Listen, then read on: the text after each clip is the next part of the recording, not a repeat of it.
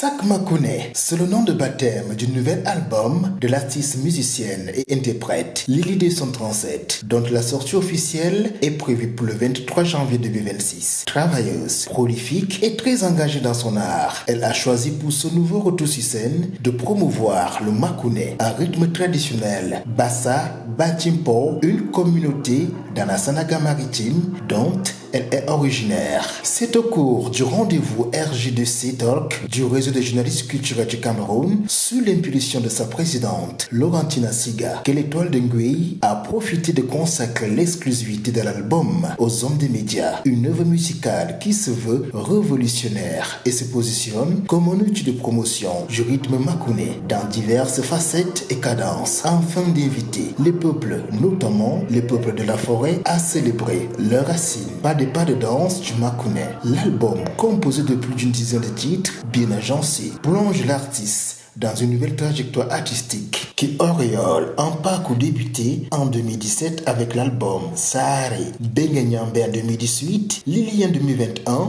Les ABC de Lily en 2024 et aujourd'hui Sak Makune pour un retour aux sources. Alors le makouné est une danse patrimoniale du peuple de la grotte sacrée, on dit, du peuple Bassambo Bati. C'est un rythme qui est très peu connu du public, du grand public, et même comme il est très prisé par ceux qui pratiquent, qui assistent à des veillées mortuaires ou aux événements de mariage traditionnels dans nos contrées.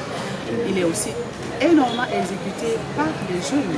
de manière véritablement folklorique. Alors je me suis dit qu'il fallait permettre à ces jeunes-là d'avoir une playlist de chansons qu'ils peuvent danser dans des lieux ordinaires de loisirs, en dehors de ces lieux fermés ou éloignés des villages et des cérémonies patrimoniales. Voilà, il s'agit par exemple des lieux de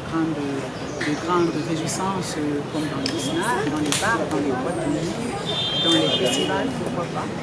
Et il a fallu continuer dans cette lancée de musique moderne, inspiration traditionnelle, s'appuyer sur le patrimoine makouné pour